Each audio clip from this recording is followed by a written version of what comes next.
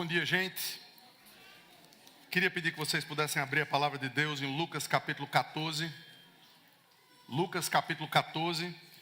Para aqueles que nos visitam nessa manhã, nós estamos numa série de pregações nas parábolas do livro de Lucas. E hoje o texto começa no capítulo 14, versículo 1, e vai até o versículo 24, onde tem essa parábola da grande ceia. Um convite, uma oferta que é feita pelo Senhor Deus para que todos possam conhecer o Evangelho. E entenderemos que muitos rejeitam esse convite, muitos rejeitam essa oferta que é feita. E nós estamos aqui para ouvi-lo mais uma vez e quem sabe deixar as desculpas de lado para nos colocar diante do Senhor como aqueles que ouvem a sua voz e seguem a voz do seu pastor. Deixa eu ler o texto com vocês e logo em seguida eu chamo as crianças aqui à frente. Num sábado, ao entrar Jesus na casa de um dos principais fariseus para tomar uma refeição, eles o estavam observando. E eis que diante dele se achava um homem hidrópico. Então Jesus, dirigindo-se aos intérpretes da lei e aos fariseus, perguntou: é lícito ou não é curar no sábado? Eles, porém, não disseram nada. Então Jesus pegou na mão daquele homem, curou-o e mandou-o embora. A seguir Jesus lhes perguntou: quem de vocês, se o filho ou o boi cair num poço, não irá tirá-lo imediatamente, mesmo em dia de sábado? A isso nada puderam responder. Reparando como os convidados escolhiam os primeiros lugares, Jesus contou-lhes uma parábola. Essa é a primeira parábola de hoje. Quando alguém convidá-lo para um casamento, não sente no lugar de honra, pois pode haver um convidado mais importante do que você. Então aquele que convidou os dois dirá a você: dê lugar a este aqui. Então você irá, envergonhado, ocupar o último lugar. Pelo contrário, quando alguém convidá-lo, vá sentar-se no último lugar, para que quando vier aquele que o convidou, diga a você: amigo, venha sentar no lugar melhor. Isso será uma honra para você diante de todos os demais convidados, porque todo o que se exalta será humilhado, e o que se humilha será exaltado. Me permita ler novamente esse versículo. Todo o que se exalta será humilhado, e o que se humilha será exaltado. Depois Jesus disse ao que o havia convidado: quando você der um jantar ou uma ceia, não convide os seus amigos, nem os seus irmãos, nem os seus parentes, nem os vizinhos ricos, para não acontecer que eles retribuam o convite e você seja recompensado. Pelo contrário, ao dar um banquete, convide os pobres, os aleijados, os coxos, os cegos, e você será bem-aventurado pelo fato de não terem eles com que recompensá-lo. A sua recompensa você receberá na ressurreição dos justos. Ao ouvir tais palavras, um dos que estavam à mesa com Jesus lhe disse: bem-aventurado aquele que participar do banquete no reino de Deus. Jesus, porém, respondeu: certo homem deu uma grande ceia e convidou a muitos. À hora da ceia, enviou o seu servo para avisar os convidados: venham, porque tudo já está preparado. Mas todos eles, um por um, começaram a apresentar desculpas. O primeiro disse: comprei um campo e preciso vê-lo. Peço que me desculpe. Outro disse: comprei 5 juntas de bois e vou experimentá-las. Peço que me desculpe.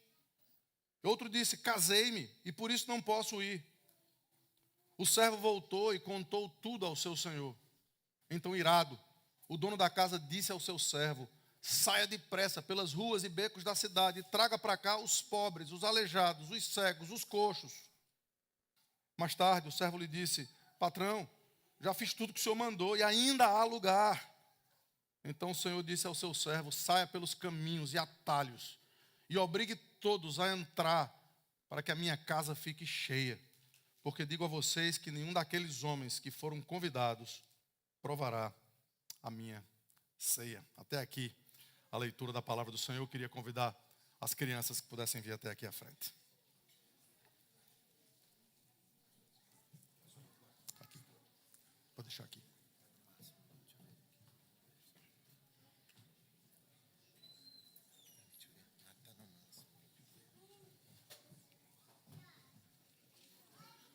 Olá, gente.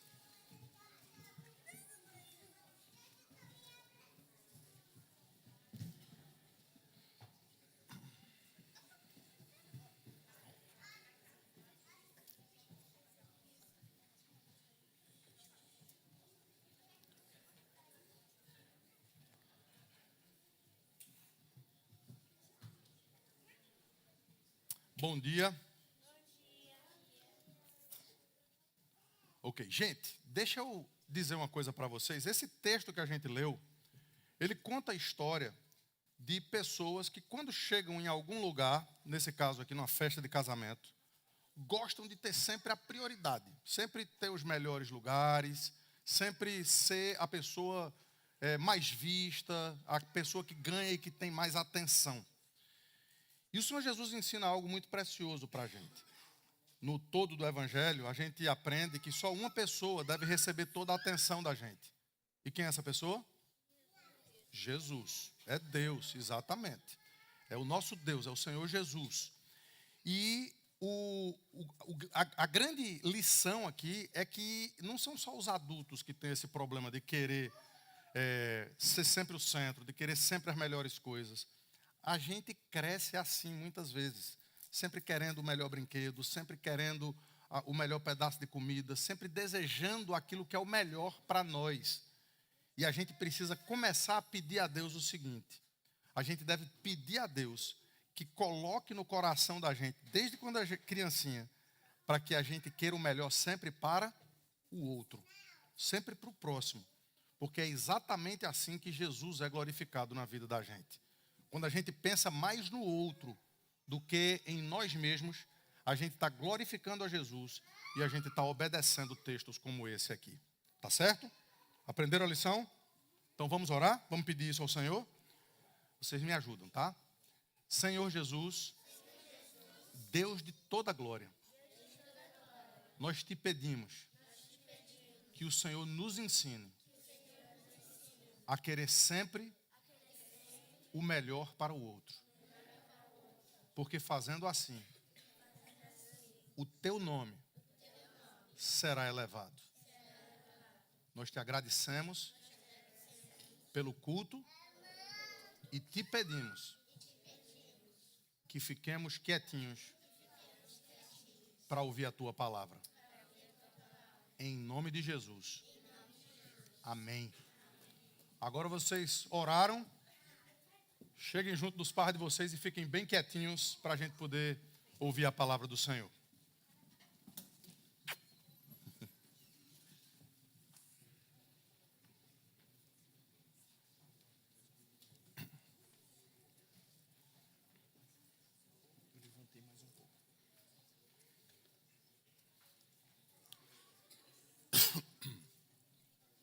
Tu pega aqui.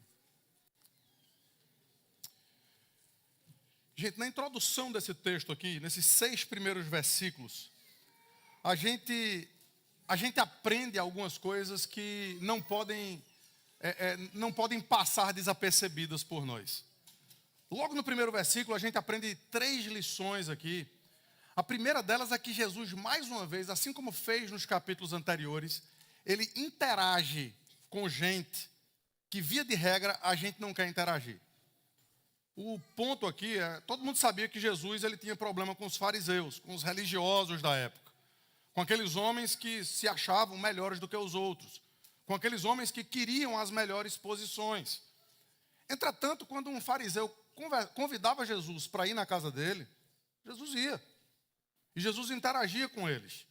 Jesus lhes ensinava o evangelho. Jesus mostrava claramente para eles que essa interação, esses relacionamentos interpessoais, mesmo com pessoas distintas e diferentes, do nosso grupo, da nossa clã, do nosso gueto, são pessoas que merecem a nossa atenção.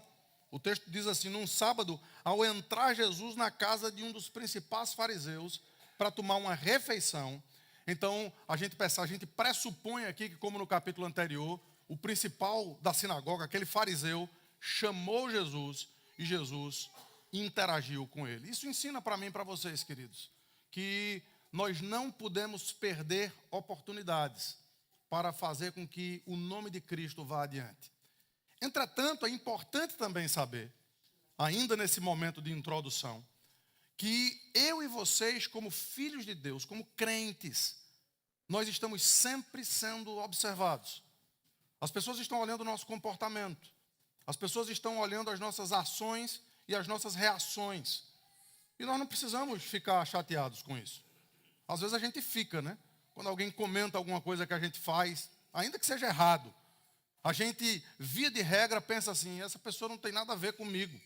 Essa pessoa não devia estar se metendo na minha vida.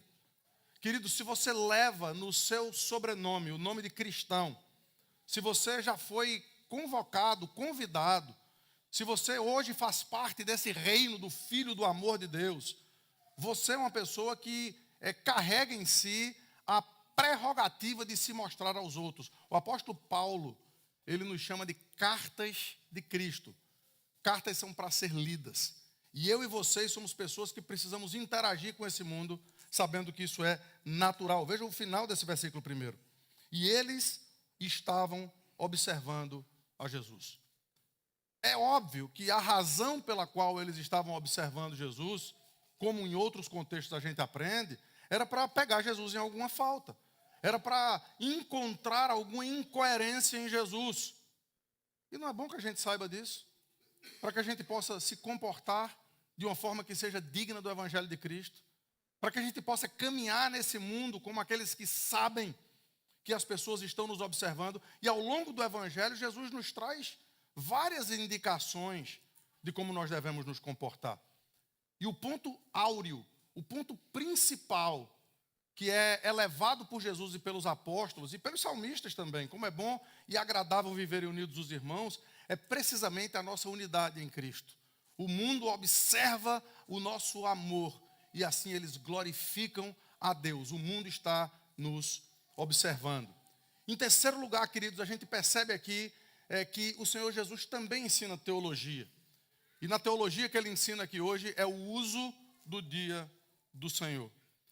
Naquele momento, Jesus estava para curar um homem hidrópico, um daqueles inchaços que não saíam de forma absolutamente nenhuma, e certamente era uma pessoa que não podia interagir muito com outras por conta da sua condição física. Jesus olha para aquele homem como ele fazia, com compaixão. Jesus tem compaixão, Jesus tem um coração diaconal, uma compaixão pelas pessoas. E ele olha para aquele homem com compaixão, mas antes de fazer o que era próprio para ele, de pegar na mão daquele homem como ele faz aqui, curá-lo, Jesus se volta para trás, certamente lembrando do capítulo anterior. Se você olhar no capítulo anterior, quando Jesus cura aquela mulher enferma no capítulo 13, versículo 13, Jesus impõe as mãos sobre ela e imediatamente ela se endireitou e dava glórias a Deus. Versículo 14, o chefe da sinagoga, indignado por ver que Jesus curava no sábado, disse à multidão, e aí ele cita o quarto mandamento aqui, dizendo: vocês podem trabalhar 6 dias e nesses dias vocês vêm para cá para vocês serem curados, mas não no sábado. E Jesus então nota que ali a religiosidade daqueles homens está falando mais alto do que a compaixão. E Jesus dá uma lição preciosa. Aqui Jesus inverte. Antes de Jesus realizar a cura, Jesus olha para os fariseus, olha para os escribas, olha para os religiosos e diz: será que eu posso curar esse homem aqui? Porque é dia de sábado. E o texto diz que eles não conseguiram responder nenhuma palavra. Por quê? Porque as ações valem muito mais do que o zelo cego que muitas pessoas podem ter. As ações e as atitudes e o coração certamente não validam o erro, não validam a quebra da lei, mas ensinam como nós podemos cumprir a lei positivamente. Como nós podemos cumprir a lei, e eu não vou me aprofundar muito nesse ponto aqui especificamente, porque esse será o ponto da nossa escola dominical hoje, sobre o dia do Senhor. Sei que há muitas dúvidas sobre como usar o dia do Senhor, como usar o sábado ou o nosso domingo. A gente vai explicar tudo isso hoje na escola dominical aqui. Mas a gente já aprende aqui, logo de início nesse texto, que Jesus ele nos ensina a verdadeira teologia do dia do Senhor. E isso abre então para essa primeira parábola, para esse primeiro momento em que Jesus nos mostra uma grande virtude, que, queridos, é uma virtude cada vez mais esquecida nos nossos dias. A humildade. E é precisamente essa virtude da humildade, de não querer se colocar num patamar, num ponto mais alto, que João Batista deu aula extraordinária diante de todos os seus discípulos. Porque João Batista foi um grande homem.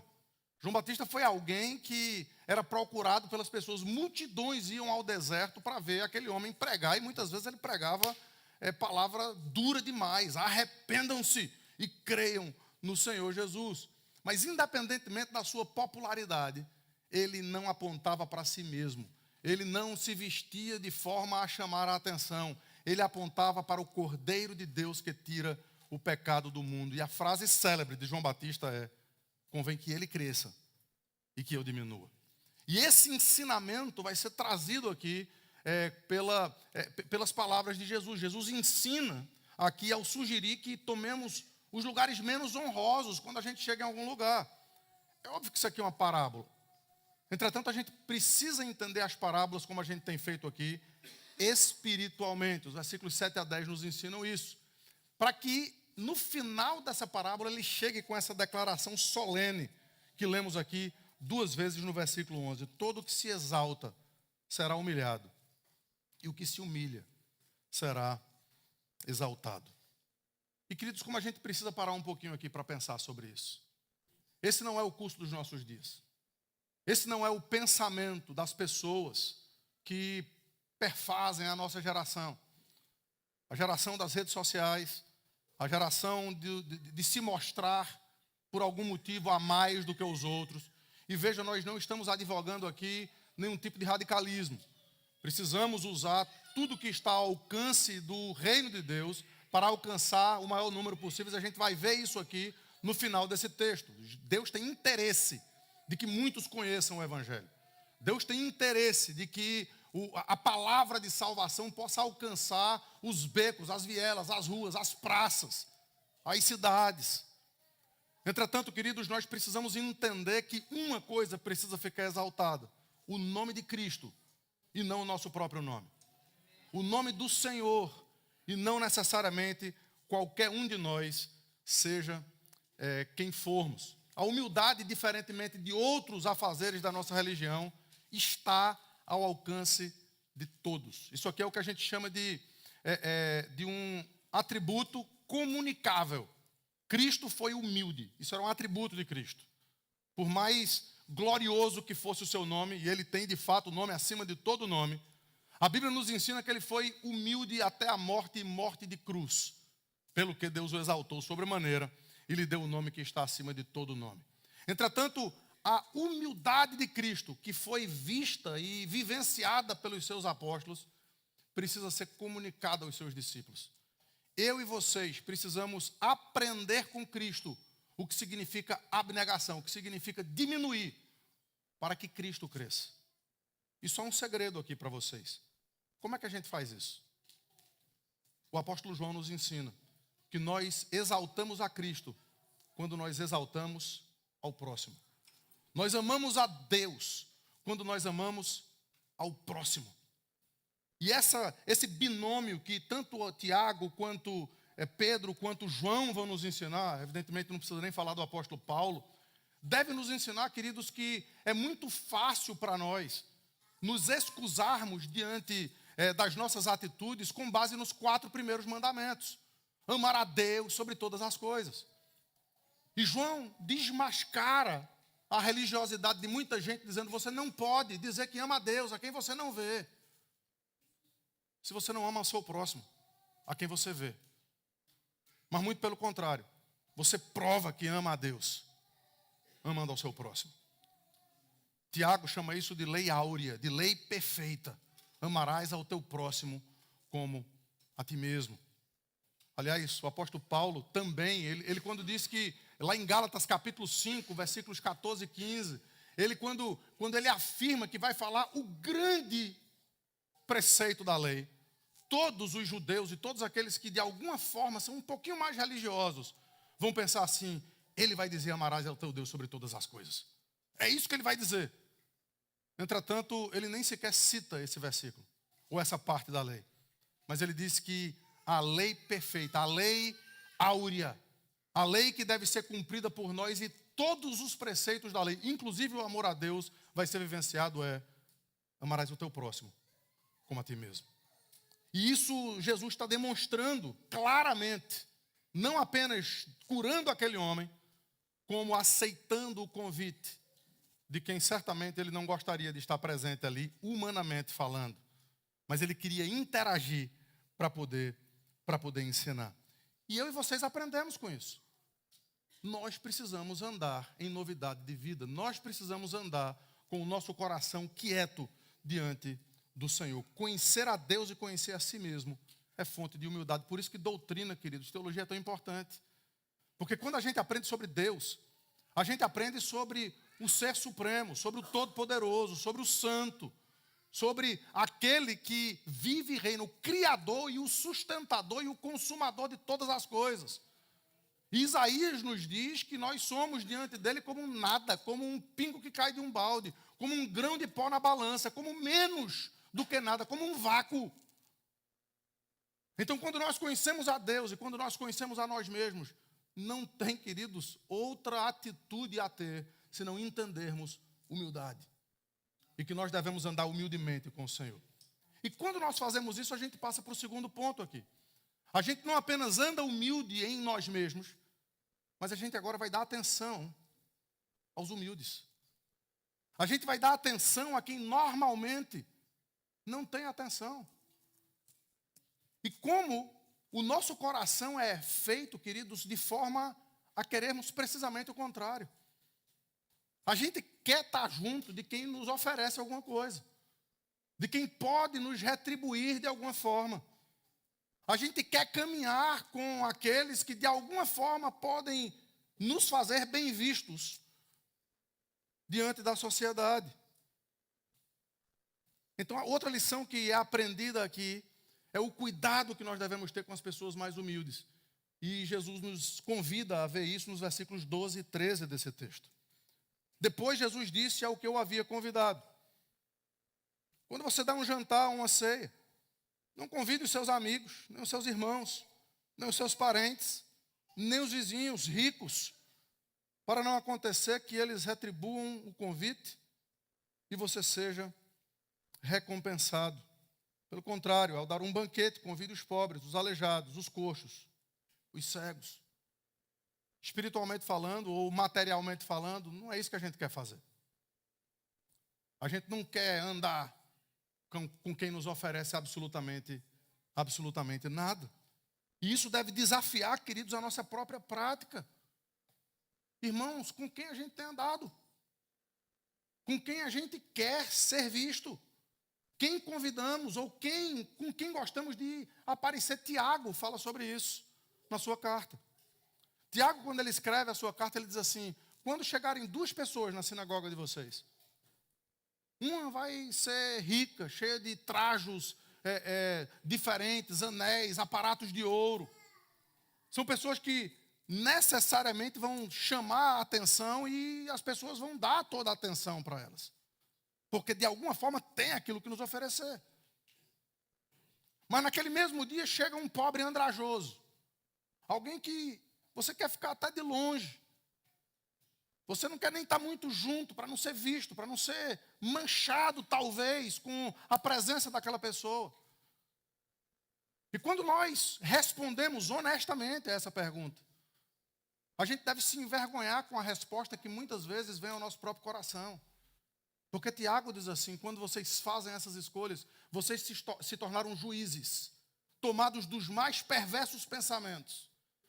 Vocês se tornaram como pessoas que não apenas julgaram, mas trouxeram uma sentença que vai fazer com que os humildes sejam cada vez mais humilhados, com que os humildes sejam cada vez mais escanteados.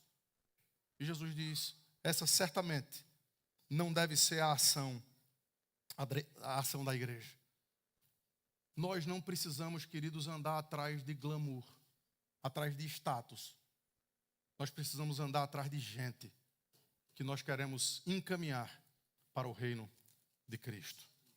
Jesus aqui não está ensinando, é importante dizer isso, que nós devemos desprezar amigos, familiares, pessoas ricas, ou que nós devemos dar tudo que nós temos aos pobres, e tem gente que interpreta assim. Entretanto, lembre-se, a gente está diante de uma parábola que precisa ser interpretada à luz das demais escrituras.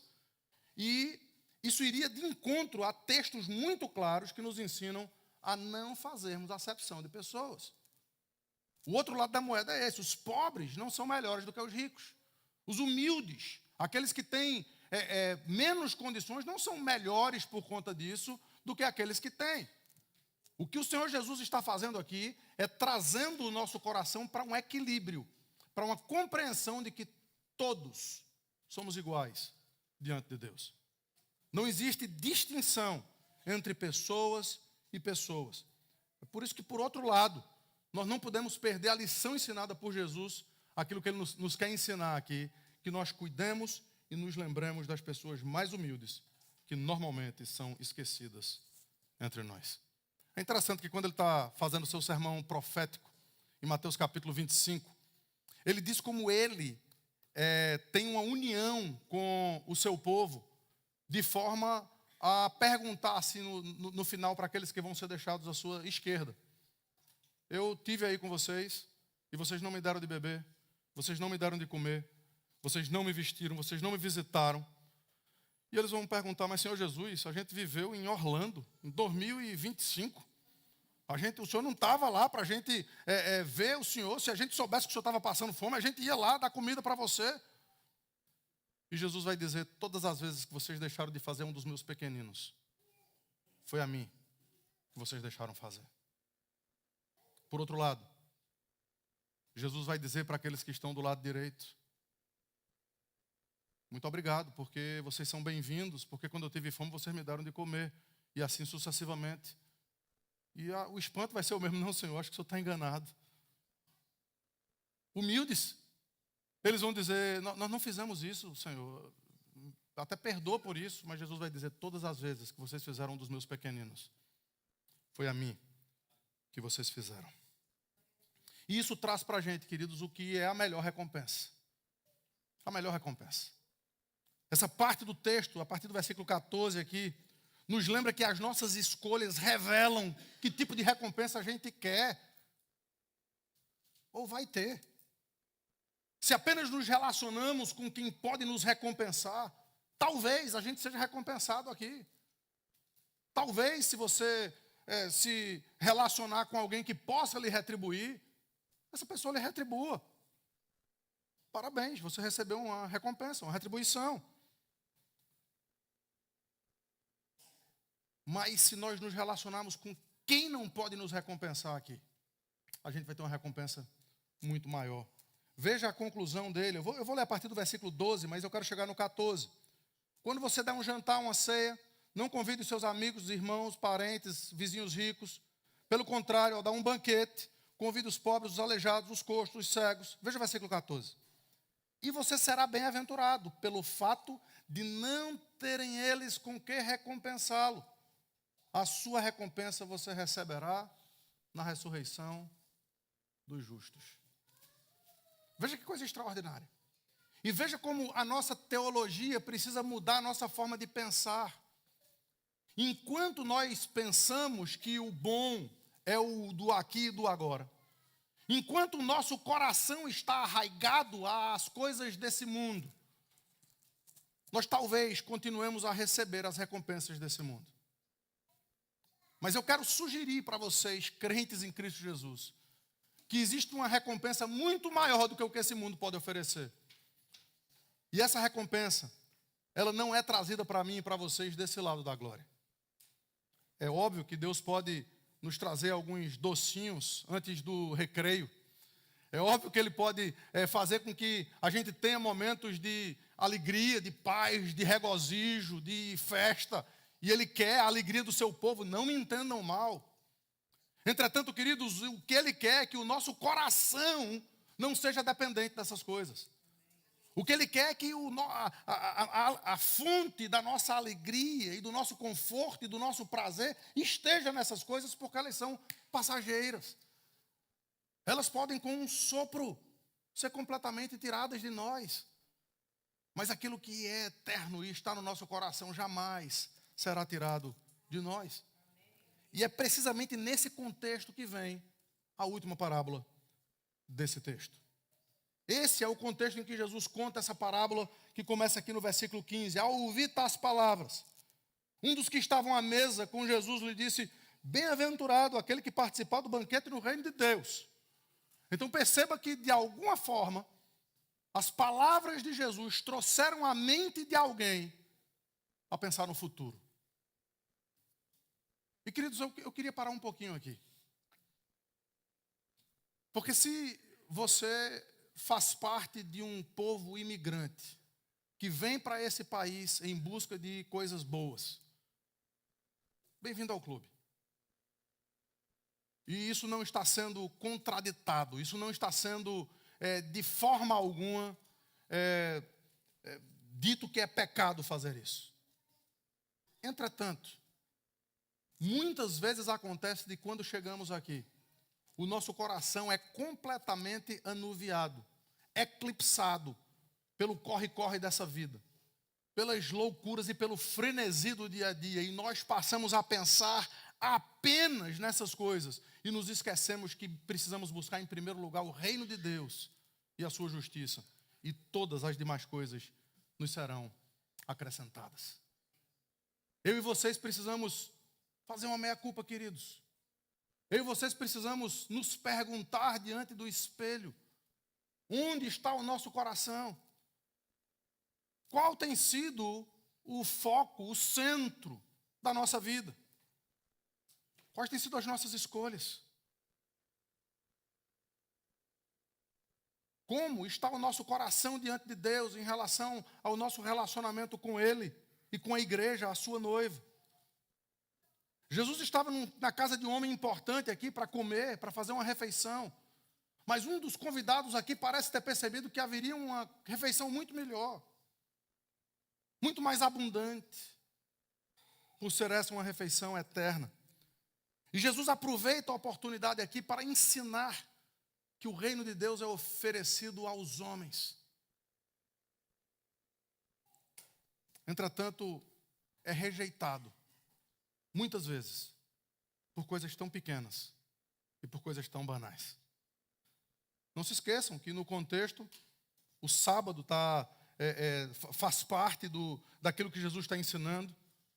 Mas como é próprio das parábolas aqui, eu já disse, há significados espirituais. Há uma grande provisão para a salvação de muitos. E é ofício da igreja se empenhar nessa convocação, nesse convite para um grande banquete.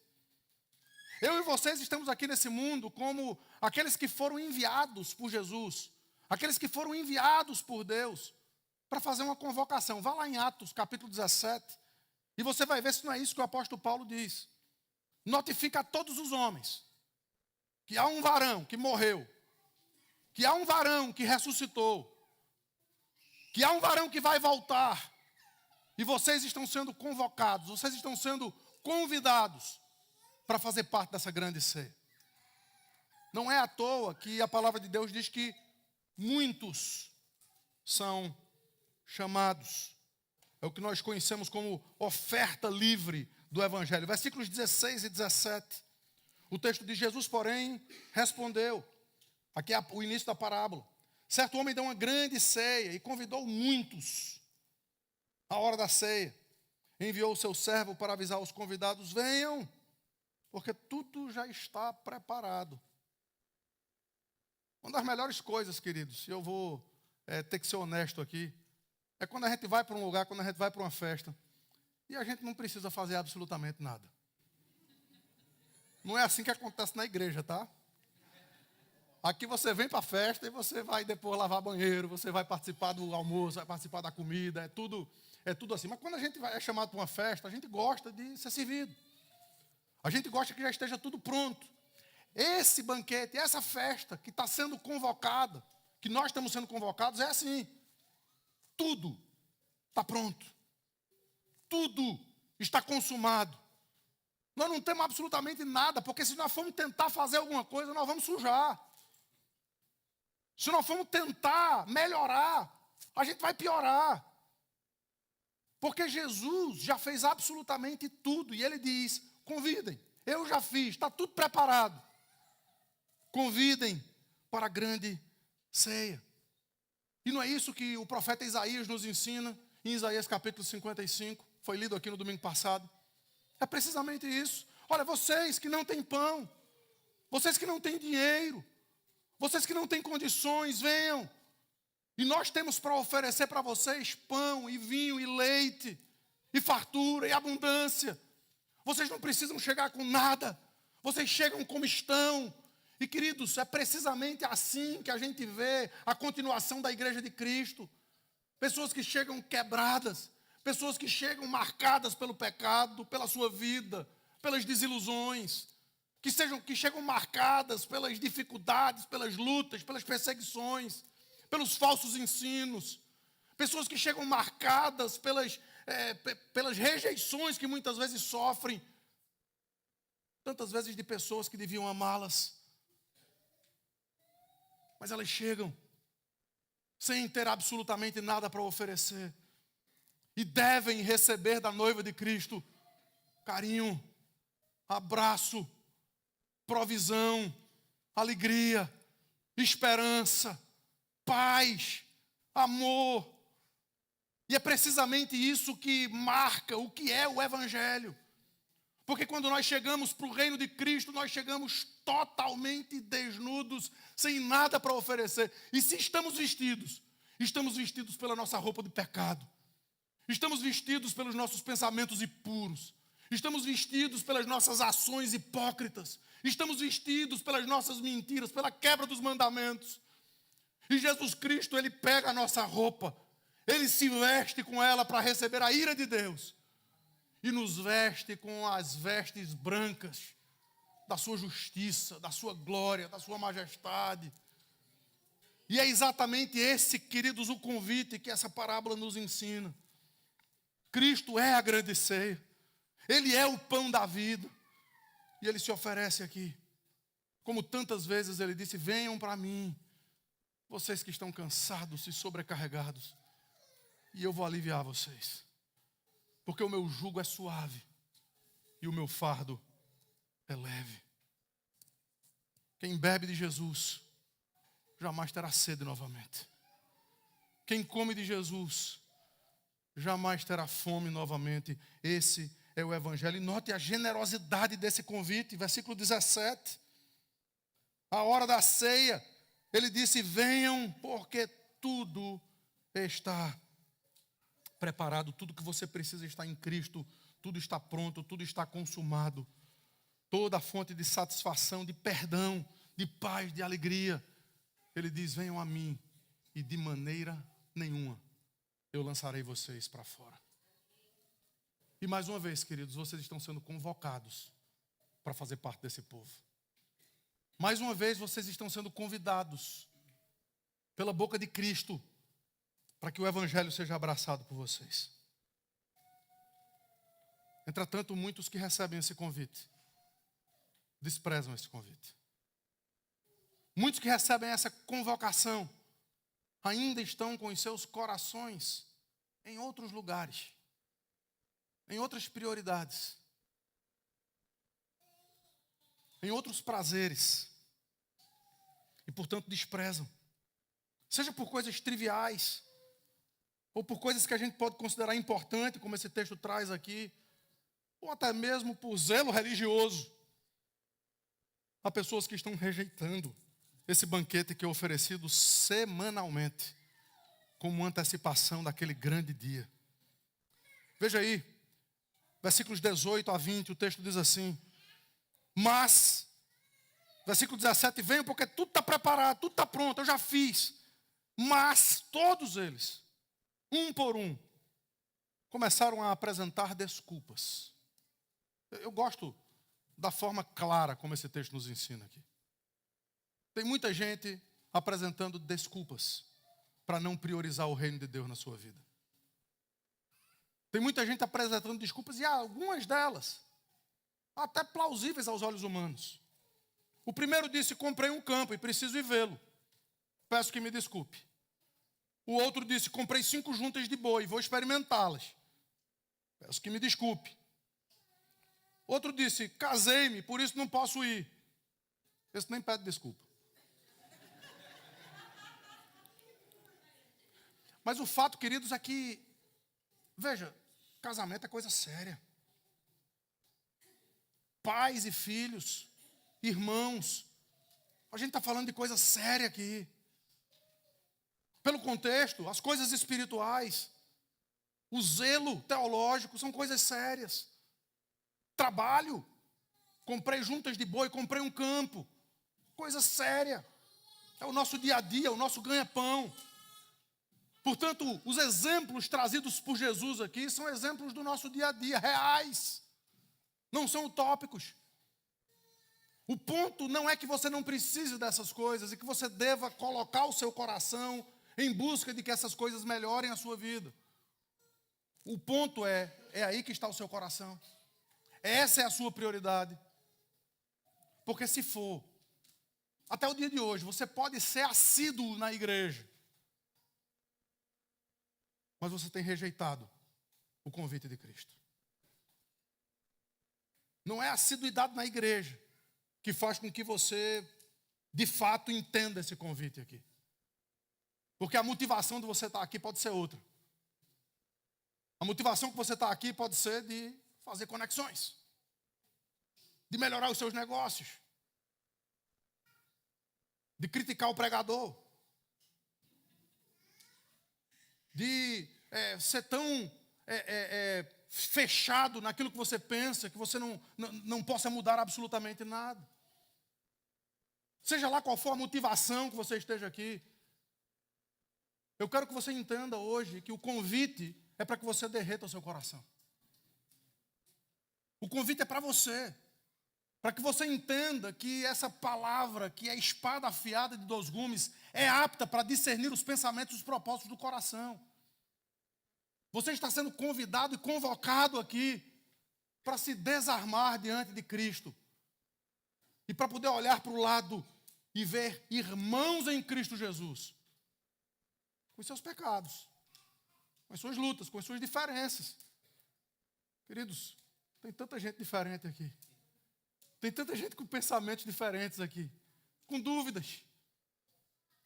E Jesus se oferece para todos, desejando que esse banquete oferecido semanalmente seja mais uma vez oferecido aqui. Veja, irmãos, não é a ignorância sobre o cristianismo que é o problema aqui, mas é a resposta que muitos dos que conhecem dão ao cristianismo. Eu simplesmente não quero. Eu tenho outras prioridades. Eu tenho outras prioridades. Mais uma vez, como eu disse, o dia do Senhor não está nesse contexto por acaso. E muitas vezes eu e vocês podemos fazer as mesmas escolhas. Eu não posso ou não quero ir na igreja, porque eu tenho parentes e amigos comigo. Já viram isso? Isso é tão comum entre nós, queridos. A pessoa está na igreja, aí chega a mãe, chega o pai, chega o irmão, chega um amigo. Hoje eu não posso ir porque eu vou dar atenção para o meu amigo.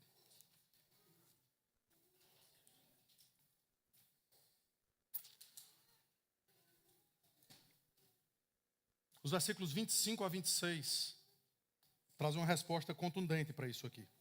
Grandes multidões, é logo depois que Jesus acaba esse texto, grandes multidões acompanharam Jesus e ele voltando-se lhes disse: se alguém vem a mim e não me ama mais do que ama seu pai, sua mãe, sua mulher, seus filhos, seus irmãos, suas irmãs e até a sua própria vida, não pode ser meu discípulo.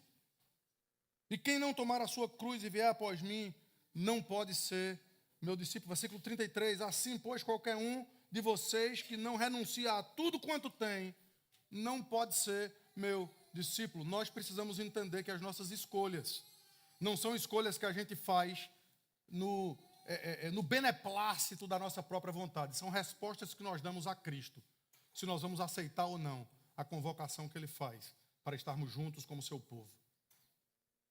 A coisa mais importante da semana, seja essa que semana for, é a convocação que Deus faz para que seu povo o adore. Nós não estamos aqui para outra coisa, nós estamos aqui para cumprir o nosso fim principal. E o fim principal do homem é glorificar a Deus e nele nos alegrar para sempre. E se você, seja lá quem for, tem qualquer outra prioridade na vida, eu queria que você nos ensinasse o que é que pode ser mais especial, mais extraordinário, mais importante do que nós estarmos na presença de Deus. É o seu lazer, é o seu descanso físico, é o prazer de estar com os seus amigos. Se for, queridos, esse não é o Evangelho das Escrituras. Esse não é o Evangelho das Escrituras. J.C. Ryle, ele comentando esse texto, diz assim: não é a imoralidade explícita que está enchendo o inferno.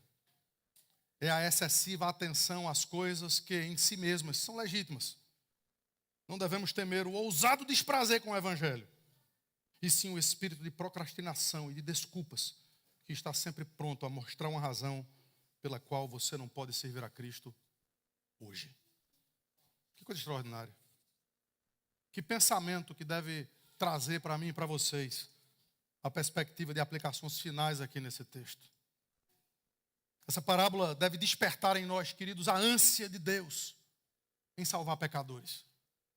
E quando eu digo uma coisa dessa aqui, eu preciso explicar. Eu preciso explicar. Deus, Ele ousadamente, Ele nos elege, Ele nos predestina. De uma forma que nós não conseguimos entender ou compreender. Mortos nos nossos delitos e pecados, Deus prova o seu próprio amor para conosco pelo fato de ter Cristo morrido por nós, sendo nós ainda pecadores, inimigos, contrários à cruz de Cristo.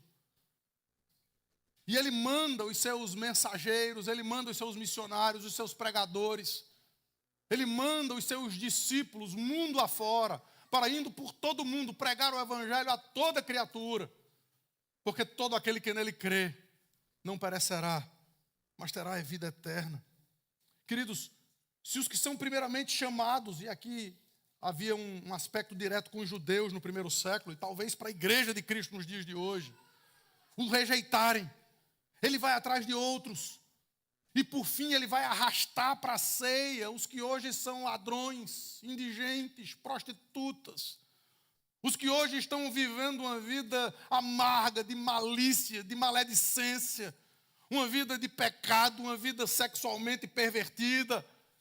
E quem sabe muitos desses que estão aí nos fumódromos da vida vão ser arrastados pelo Espírito Santo, vão ser arrastados pela pregação do Evangelho, para encher as igrejas de Cristo, para encher o povo de Deus, porque aqueles que muitas vezes se veem religiosos, bons, cheios de si mesmos, continuam rejeitando a simplicidade do Evangelho, a graça do Evangelho, porque como esses fariseus estão tão preocupados com coisas meticulosas, estão afastando tantos da igreja.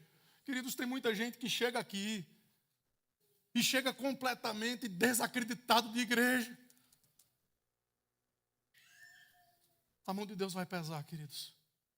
A mão de Deus vai pesar contra aqueles falsos líderes que fizeram com que vocês rejeitassem a noiva de Cristo. E eu não quero que vocês cheguem aqui achando que a partir desse púlpito e desses líderes vocês também não podem se decepcionar. Porque todos nós somos homens pecadores, passíveis de erro. Mas vocês aqui não vão ser apresentados para Samuel, para Augustus, para Nil. Vocês vão ser apresentados para Cristo. Porque se nós falharmos, Ele não falhará. E a igreja de Cristo continua. Porque nós precisamos nos humilhar para que Ele seja exaltado. Para que Ele seja exaltado. Versículo 21. O servo voltou. Depois de dizer, olha, eles estão cheios de desculpas, Senhor. Eles compraram juntas de bois, eles experimentaram coisas, eles se casaram e estão dizendo que não podem vir. Então o servo voltou e contou tudo ao seu senhor. Então, irado, o dono da casa disse ao seu servo, sai depressa pelas ruas e becos da cidade, traga para cá os pobres, os aleijados, os cegos, os coxos. Mas mais tarde o servo lhe disse, patrão, já fiz o que o senhor mandou, mas ainda tem lugar. E queridos, que coisa extraordinária. A gente vê o avanço da igreja. E a gente muitas vezes se pergunta, será que vai continuar avançando? Veja, enquanto Cristo não voltar, ainda há lugar. Enquanto Ele não colocar um ponto final na existência desse mundo, daqui a pouco a gente vai cantar sobre alfa, ômega, sobre essa perspectiva, esse desejo que Ele volte. Mas enquanto isso não acontecer, queridos, ainda há lugar. Ainda tem lugar para que pessoas possam conhecer o evangelho glorioso de Cristo. Então o Senhor disse ao seu servo, saia pelos caminhos e atalhos e obrigue a todos a entrar, para que a minha casa fique cheia. Queridos, preguem o evangelho, quer seja oportuno, quer não. Exorta, ensina com toda longanimidade e doutrina, porque haverá dias em que as pessoas não suportarão a sã doutrina. E quando não suportam a sã doutrina, porque querem sentir coceiras nos ouvidos, se decepcionam com o evangelho. Mas eu e vocês temos o evangelho puro para pregar. Eu e vocês temos o evangelho que exalta, apresenta a Cristo e a Cristo somente. Não há promessas de melhoras nesse mundo. Queridos, a diaconia da igreja sofre com o sofrimento de muitos aqui. Os recursos são limitados, mas as tentativas são ferrenhas e intensas para que, de alguma forma, assim como Cristo, possa ter alívio em situações específicas. Mas não é isso que é o centro dessa igreja. Não é isso que é o centro da pregação do evangelho. A pregação do evangelho é para que você entenda que diante de nós há uma vida eterna e que há muitos ainda hoje que estão caminhando para uma eternidade na ira de Deus. Não é um mês sem pagar um aluguel, queridos. Não é não ter condições de comprar uma carne específica, queridos. É a ira de Deus por toda a eternidade. E é exatamente aí que eu e vocês como igreja precisamos agir. Nós precisamos saquear o inferno. Nós precisamos avançar pela pregação do evangelho com a promessa de que as portas do inferno não prevalecerão contra a pregação e contra a igreja de Cristo. Ainda há lugar para mais um. Ainda há lugar para mais um. E se não tiver, a gente arranja. Ainda há lugar, queridos. Há igrejas que têm tido essa ênfase. E como eu queria que nós tivéssemos também. Quem é o mais um que você vai trazer essa semana? Quem é aquele que você entende que precisa ouvir o evangelho de Cristo? Queridos, tragam. Porque o evangelho vai continuar sendo pregado para a honra e para a glória do nome do Senhor. Isso nos desperte a entender que os que rejeitam a Cristo estão prestes a morrer eterna.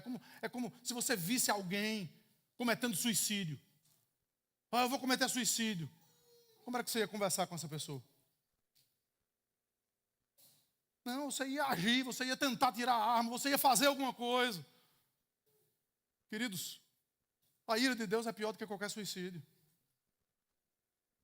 E nós muitas vezes estamos tranquilos, com as batidinhas nas costas, com a delícia que é estarmos juntos aqui num lugar glorioso que Deus nos presenteou. Mas se isso nos tornar inertes ao evangelho, que Deus tire de nós. Que Deus tire de nós. Mas que Ele não nos faça descansar em relação à pregação do evangelho, em relação a continuar a pregar o evangelho a toda criatura. Então o Senhor daquele servo disse, saia pelos caminhos e atalhos e obrigue. Veja, não depende de mim e de vocês. E é exatamente isso que deve trazer para mim e para vocês a tranquilidade. A mim e a vocês é dito uma coisa, vão e chamem. Vão e convidem, vão e preguem. Mas o resultado final depende apenas da obrigatoriedade do Espírito Santo. Infelizmente esse texto termina dizendo que para você que continua a ouvir e rejeitar, você precisa ter muito cuidado. Aquele que, versículo 24, digo a vocês que nenhum daqueles homens que foram convidados, evidentemente está implícito aqui, e rejeitaram, provará a minha ceia. E repito, não importa quem você seja, não importa o status da sua crença, não importa onde você foi batizado, o que importa é isso. Se você está aqui de forma hipócrita, talvez o evangelho alcance seu coração hoje de manhã. Talvez você possa entender que mesmo para você há esperança. Que mesmo para você, que tudo que faz na vida é rejeitar o Evangelho pelas suas ações e reações. O Senhor Jesus está dizendo: vem a mim e eu vou transformar, vou mudar completamente a sua vida. Humildade foi o que começou na perspectiva desse texto. E certamente, ao término dele, mais uma vez eu digo, a gente vai cantar daqui a pouco esse cântico que traz para nós uma lembrança de que ele vai voltar. De que ele vai voltar. Me lembra a história de dois homens de Deus que pensavam teologicamente diferentes um do outro. George Whitefield, John Wesley. Essa história é conhecida, sei que a maioria já ouviu aqui, mas eu creio que ela calha muito bem nesse ponto aqui, porque os lugares no banquete, a gente não sabe como é que vão ser. Isso é tudo uma parábola. E eu creio que o Whitefield, ele se utilizou dessa parábola para fazer uma resposta muito contundente para aqueles que tentavam dividi-los por conta de suas teologias diferentes. John Wesley, ele tinha uma tendência de fazer com que essa parábola fosse absolutamente real. Não fosse uma parábola. Há um convite. E é você que decide. Era assim que ele fazia, era assim que ele pregava. E tem muitos irmãos em Cristo pregando assim hoje em dia, com base, acreditamos nós, na má interpretação de uma parábola. Mas eles estão pregando o Evangelho. E muitos têm ouvido o Evangelho e têm ido entregar as suas vidas a Cristo. Queremos que eles façam diferente? Claro que queremos. Queremos que eles entendam a boa doutrina e a boa teologia de que Deus arranca. Claro que queremos. Mas aquela turbulência que estão nos dias de hoje, estavam naqueles dias também.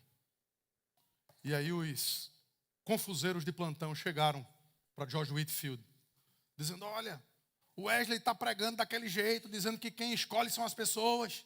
Será que a gente vai encontrar o Wesley no céu? Será que ele vai estar na grande ceia? E o Whitefield, conhecendo os corações, ele disse: talvez não.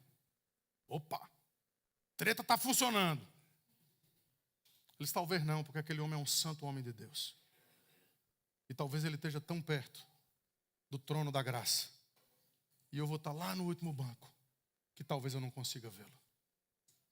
Esse é o coração que nós devemos ter, para que o Evangelho possa alcançar pessoas, e que esse Evangelho que alcança pessoas possa trazer gente, não necessariamente, queridos, da Igreja Batista para a Igreja Presbiteriana, pelo amor de Deus,